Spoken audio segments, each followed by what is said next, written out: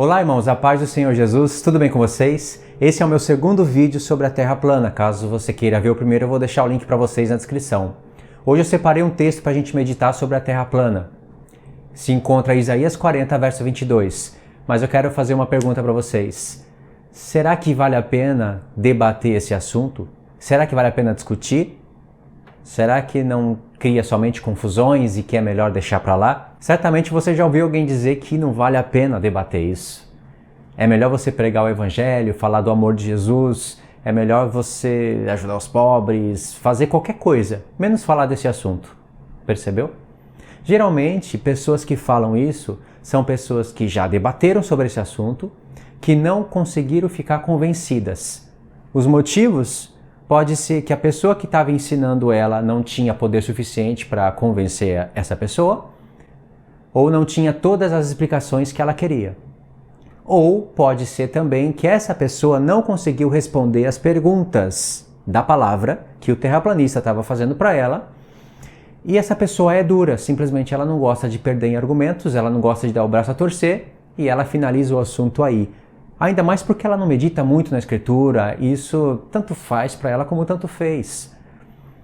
E como não chegou em nenhum acordo, ela chega na conclusão que isso não vale a pena ser discutido. Então tanto faz.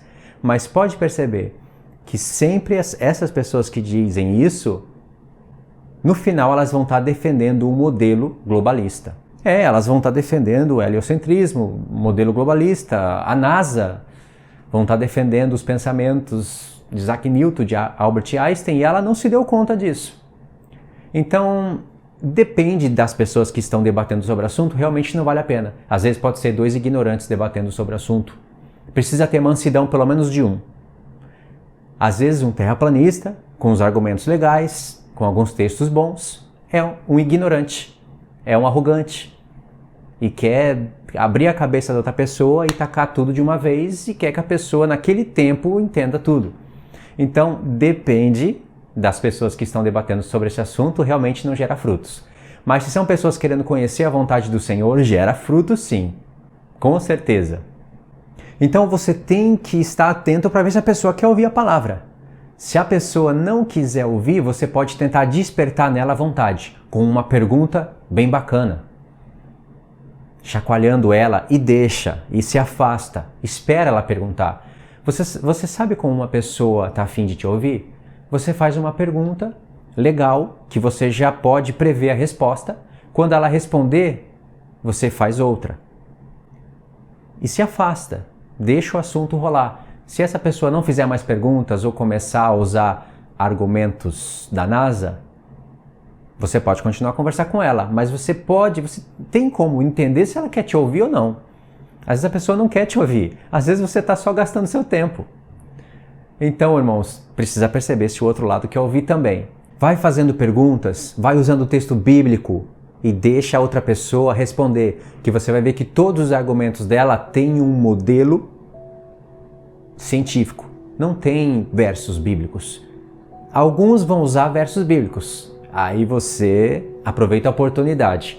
Porque geralmente essas pessoas não vão usar textos bíblicos, elas vão defender o mundo com a mente de Albert Einstein, com a mente da NASA, com fotos, assim que ela vai querer debater com você. Só que ela não vai perceber que você está usando textos bíblicos, que você está usando razão e lógica. E ela vai estar usando apenas coisas que ela aprendeu na escola de mentes que não têm Deus. E argumentos filosóficos para tentar te convencer. Aí você joga essa luz nela. Você pergunta para ela, irmão ou irmã, em algum momento da minha pergunta, da minha fala, eu me esbarrei com a Bíblia? Em algum momento, se eu disser para você que a Terra é plana, que ela não roda a 1600 e tantos por hora, alguns dizem que é 1666, outros dizem 1620, seja lá como for, é 1600 por hora, que ela não roda, que ela não é uma bola, que ela está parada e que gravidade é um mito, eu vou estar ofendendo a palavra de Deus em algum ponto? Eu queria saber, me mostra. Eu vou estar esbarrando com a Escritura? Eu vou estar diminuindo Deus? Não, a pessoa não vai poder te responder isso, a não ser que ela tente usar alguns textos bíblicos. Aí você vai analisar o que ela está falando. Mas geralmente ela não vai dar textos bíblicos, ela não vai ter como te responder isso. Aí você diz para ela, quando você está falando que a Terra é redonda, que tem gravidade, que agora a gente pode estar em diagonal, de ponta cabeça, que os aviões estão voando, dando a volta no mundo e o mundo girando e todo o universo está girando junto, mas o que? E que a Terra é apenas um carocinho num mega universo. Você está esbarrando na palavra de Deus. Você está dizendo que a criação de Deus é assim porque Einstein disse que é assim, porque a NASA está dizendo que é assim. Aonde Deus disse isso? Ou seja, você pode crer na ciência, você vai falar para ela, até o momento em que ela não se esbarra com a Escritura. Se esbarrou com a Escritura, dá licença, vai para lá.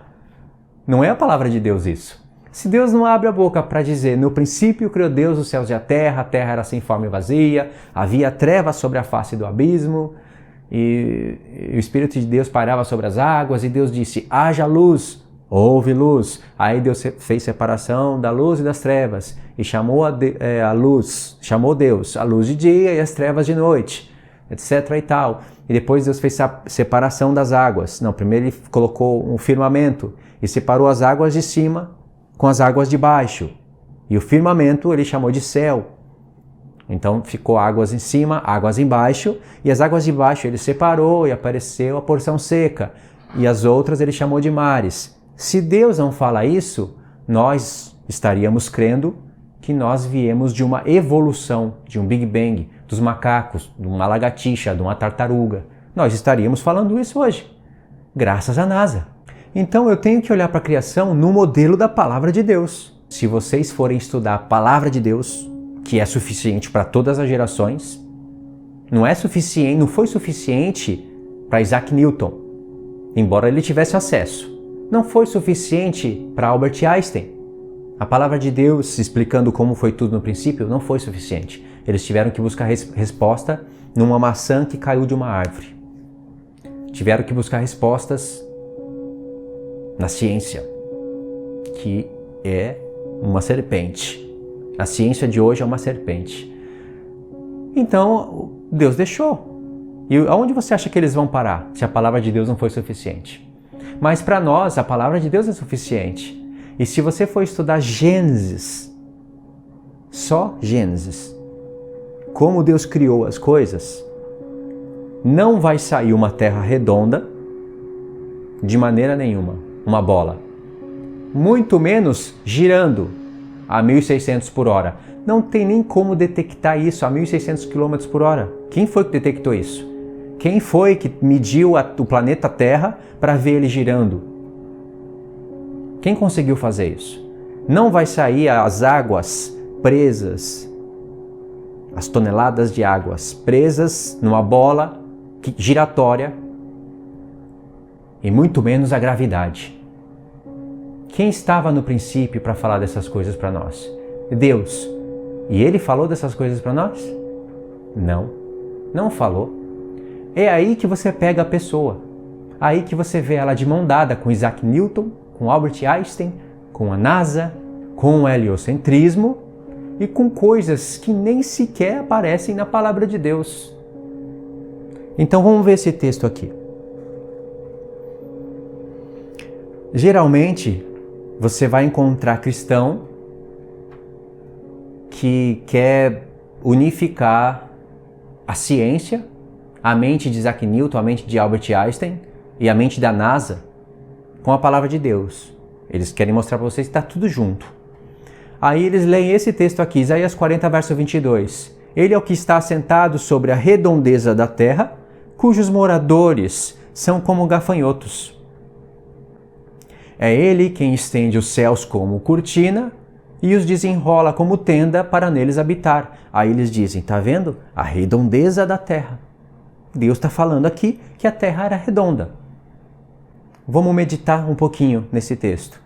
Deus então, ele previa que no futuro Isaac Newton ia ver uma maçã caindo da árvore e ele iria chegar na conclusão que a massa da terra atraiu a maçã que caiu porque ela desprendeu do tronquinho. Se ela não desprendesse, o poder de gravidade não era não tinha força suficiente para baixar a maçã.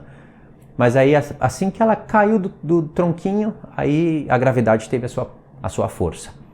Então a gravidade não tem a força para puxar as maçãs das árvores, mas tem a força para prender as toneladas de água presas no oceano. Aí você vê que esse homem é maluco e é admirado, mas é um maluco. Por que é um maluco? Porque não atentou para as Escrituras. Seja como for, foi essa a conclusão que ele chegou.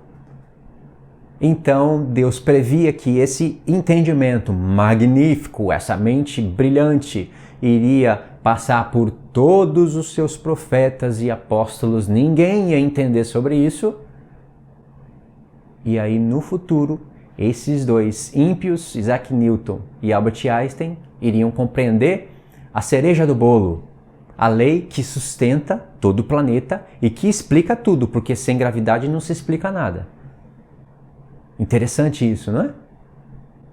E aí Deus querendo confirmar a mente desses dois homens, deixando Davi, Salomão, vamos pular diretamente para os apóstolos, nem Jesus, nem Paulo falou sobre isso, e esses homens iriam falar de maneira brilhante.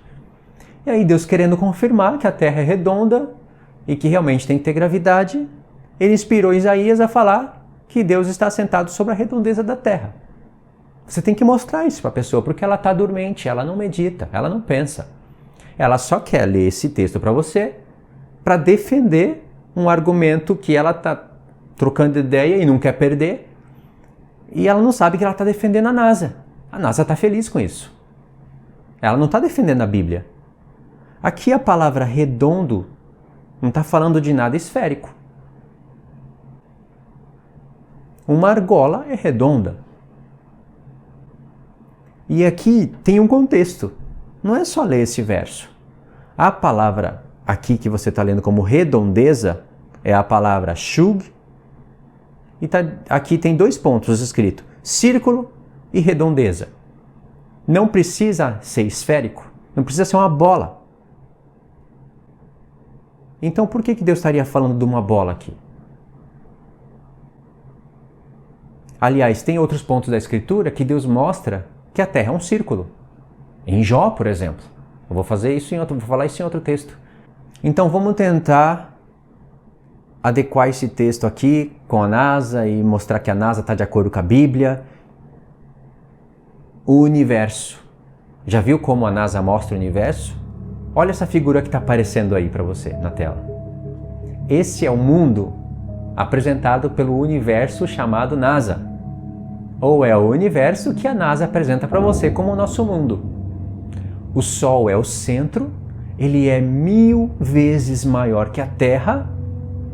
Eu não sei como eles conseguiram entender isso, porque tem que medir pelo menos o planeta Terra inteiro para compreender que outro objeto é 1000 vezes maior que a Terra. E a Terra seria o 4º planeta do sistema, lá com Júpiter, Saturno, Mercúrio e todo esse paganismo todo aí que vocês podem ver. A Terra seria apenas o 4º planeta do sistema, uma bolinha minúscula, e Deus está sentado em cima dessa bolinha. Agora vê bem, o texto de Isaías diz: Ele é o que está sentado sobre a redondeza da terra. Não diz, Ele é o que se assenta sobre todo o universo, como se o Sol,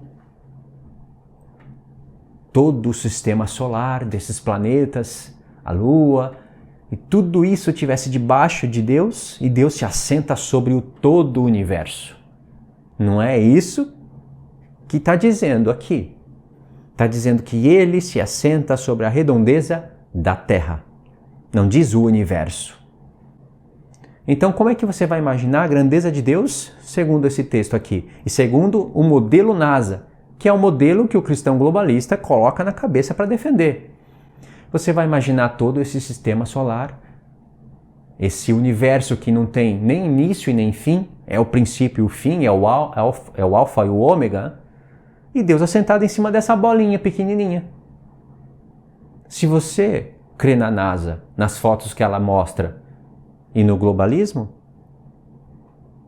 e é um globalista, e quer crer na Escritura também, você tem que entender que Deus está sentado em cima dessa bolinha e não sobre todo o universo. Não faz sentido você falar que não, Deus está sentado sobre todo o universo, que Ele é maior que tudo isso, mas aqui diz que Ele se assenta sobre a terra. Ou você escolhe isso, ou você escolhe a foto que está aparecendo aí na tela, que é o universo que a NASA apresentou.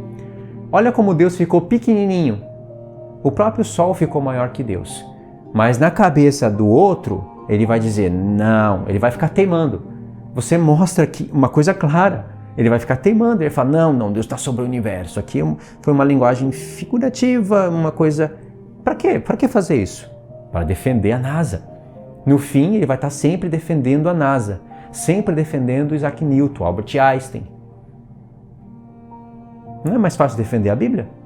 Se Deus, que é o Todo-Poderoso, se assenta sobre o círculo, a redondeza da Terra, quer dizer que Ele está acima do planeta Terra.